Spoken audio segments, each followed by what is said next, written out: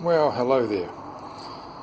Here we are after a long break, much longer than I expected, to be back in the workshop. The delay has been waiting for the right parts to arrive, and the transport's been slow from overseas due to COVID, I guess. Then it's been slow from Auckland to here, and then the wrong part turned up. I'll show you what it was I'm trying to get and have now got, and it's this part here, which goes into my router. If you remember, I need to excavate quite a lot of material from here, and this, if you can just get in closer, you can see that it's just the right height. That's what I asked for. I'll see if I can just stand him up there for a minute. That's what I asked for, and this is what they sent, which you can see is just useless. It's a good piece, but it's just no good for what I want. Quite how someone can make a mistake in sending the part like that, that's completely wrong, I don't know, but there we have it. At least I have the right part now. So we can move forward.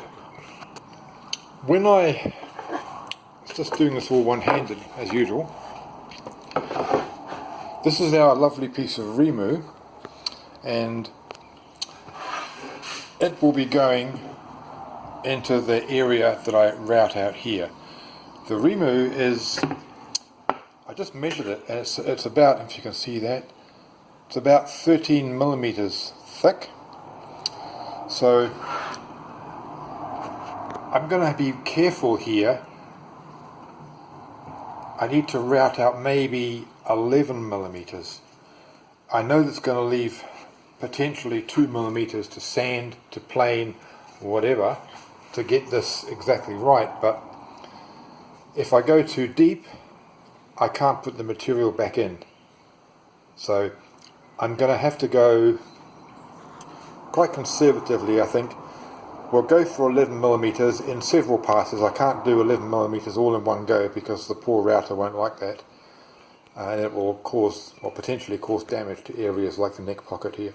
So we'll do it in several passes. It's going to be noisy and it's going to be messy. So I won't bore you with showing you all of it, but we'll show some bits and pieces, and maybe I can speed it up at the end. I'm not sure. Anyway, let me get set up, and we'll come back in a minute and see what we're looking at to get the project guitar back on track. Back in a moment. Okay, hopefully the swinging around of the camera here is not going to be too much to make you seasick, but we're going to get started. You'll remember that I was going to use that big sheet of plexiglass to guide this router around. I couldn't get the right screws for it, so we're going to go back with the other plan of having a piece like this to put whenever I have to move. It's not ideal, but I think we can make it work. In the first instance, and I'll show you this piece, we're going to go around the perimeter and we'll take the first little bite out, and it's only going to be, if you can see here, it's only going to be, maybe that way, it's only going to be a little bit of depth we're going to take out, but that's a good start. So I'm going to get started on this and see how we go. So I'll show you this, and well, here we go.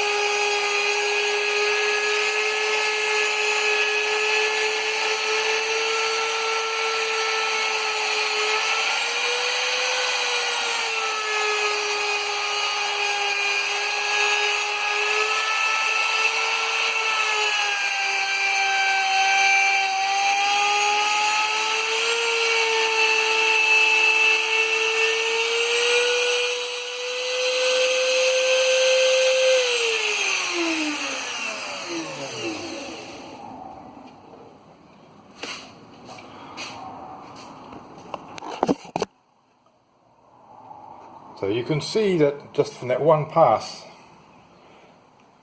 you can see how messy it's going to get. I'll just grab a brush and we'll clean this out a little bit.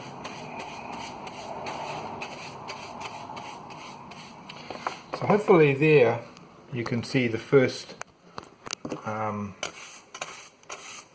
the depth of the first pass. Oops, there we go. See if I can get this to focus a little bit. Yeah, the depth of the first pass is just there. I'm not sure if you can see that or not. But now I've got to continue that to take all of this to match this here. That's going to be real messy, real noisy, and it's going to be a nuisance. But that's what I have to do, so I'm going to get on with that. I think you get the idea, so I'll come back and show that to you once it's done.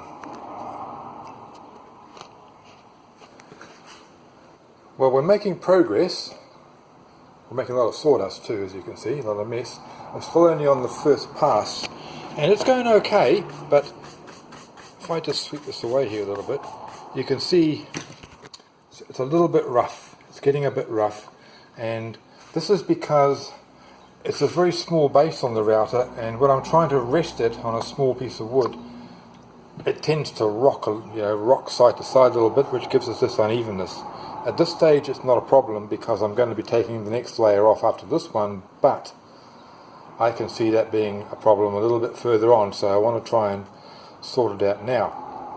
What I've done, and I don't know if this is going to work, and I'm sure there's going to be plenty of people out there who are going to come up with reasons why I shouldn't do this, but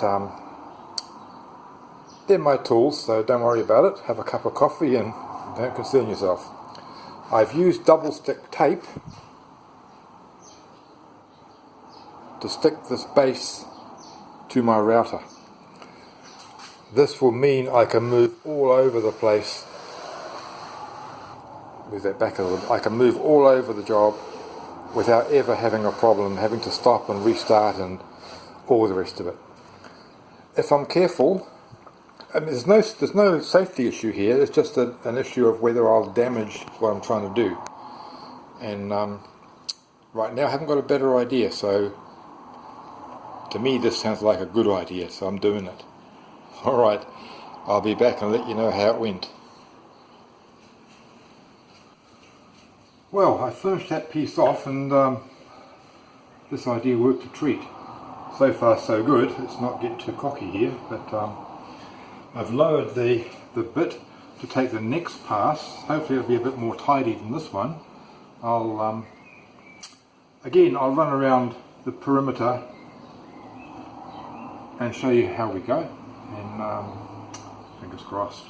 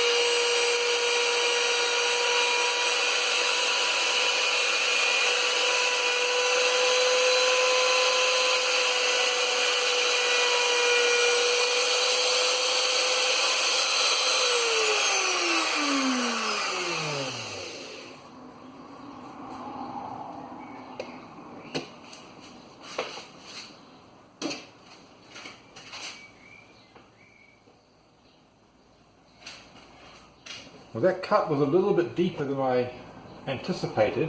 It's not too deep, it's not a problem. It's just that sometimes it's a bit hard on the router when you take quite a lot of meat out in one go. I'm sure there's going to be cabinet makers and people commenting on that, and they're quite right.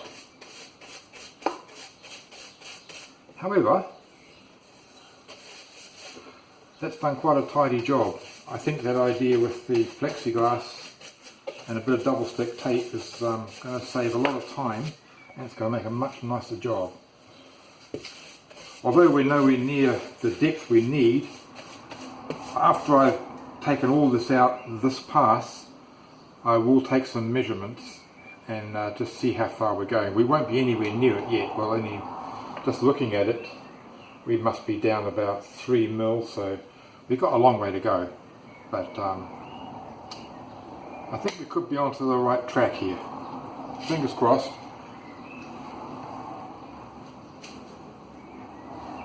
Well, that's the second pass done, and what a nice job it's made. Done a very good job. I'm very happy about that. It's quite a cool little invention, really, isn't it? And that big piece of plexiglass that's just on the floor here at the moment, I'm sitting on the router. That bit of plexiglass, if you didn't see it in the previous video, I took that out of an LCD monitor, and all LCD monitors have those. So many people throw them away, and I would have too, but I found out that they're inside, and I stored that away in my memory for one day to come in useful, and it sure has. So I'm going to clean the bench here a little bit, get rid of some of this sawdust, because a messy bench is not a safe bench. And we've still got a long way to go. You can see hopefully the depth I've cut, and that's not even halfway. So there's a long way to go yet. There's no hurry, it's not a race. We've got to get this right. And so far, so good. I think I'm going to go and have a quick cup of coffee. It sounds like a plan, doesn't it? And then I'll come back and clean up and carry on. And I'll come back and show you when it's all done and we unscrew the template and we look at what's the next stage of this job. Okay. So, you can see I've cleaned up my bench a little bit. We were absolutely knee deep in sawdust here. We've finished the job. I've gone my caliper here. There we go. This is the thickness of the Remo inlay, and if I can get down here and show you, see if you can see this in focus. This is the depth. Oh, there we go. This is the depth I've routed to. So you can see there's going to be quite a bit of sanding to do of the Remo once I get it inlaid, but I would rather sand quite a lot than have gone too far, because you sure can't put the material back on. So it's looking not bad. Here you can see there's a drill hole goes all the way through into what was the cavity up here, and it's exposed that, and that was always going to happen, but it's really of no consequence. I'm not at all interested in that at all. At all. So what we've got to do now is take this top off and see what we got. So I'll try and do this one-handed. I'm going to get this bit together.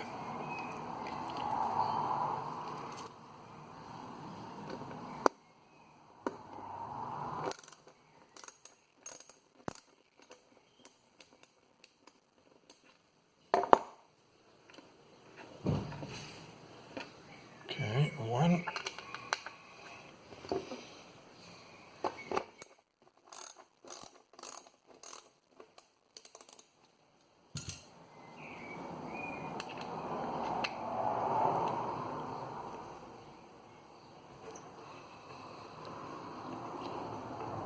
Two.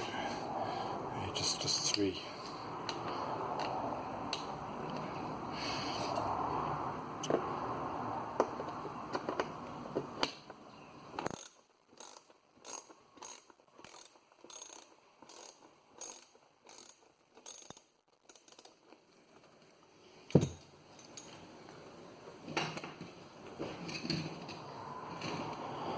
Okay, the moment of truth.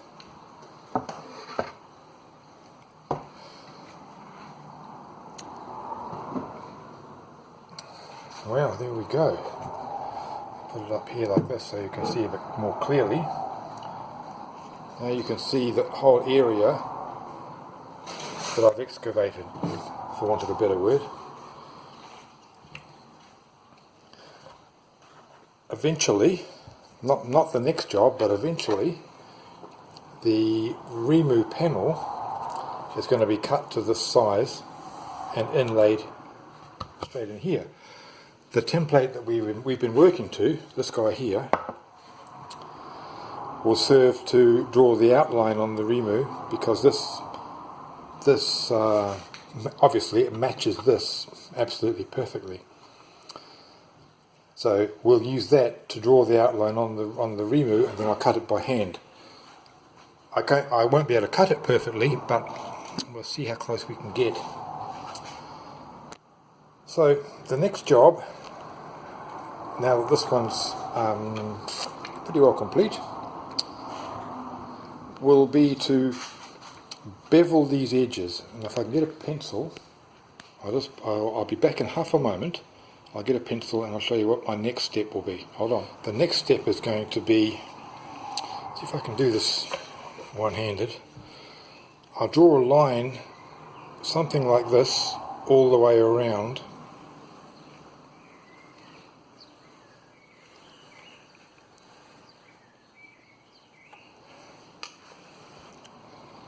The body. This is not a critical measurement, it's just near enough, so I'm not too concerned about it. And I might readjust it anyway before I actually bring the tools to the job, but this is just to show you what I'm up to next. So we'll have a line like that. On the edge, let's pick this edge,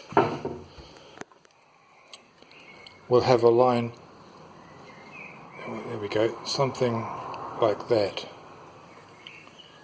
again all the way around. Then what I intend to do is to put a bevel on this edge so that it falls away here, kind of like we did with the belly cut here when we did that. Remember we did that? Kind of the same idea, but I would like, it might even come down a bit further actually, it might come down probably about here, but I'll be taking all this off all the way until we meet both of those lines. If I can get around there. Once that's done, the ridge that will be left here will smooth over. Then we'll put the undercoat on the body, which is going to be, the undercoat's going to be white because the finished colour is going to be pearl white. So this will give us a rough idea of how it's going to look and if I need to make any changes. There's a bit of work to do, like making a control cavity for one right here before I get the sanding out and get the paint cans out. But that gives you an idea of where we're going. So I think that's going to do for this one here. Probably thoroughly confused you now, but it's good that we're back in production and moving along with the project. So that'll do for now. Take care, and we'll see you on the next one. Bye bye.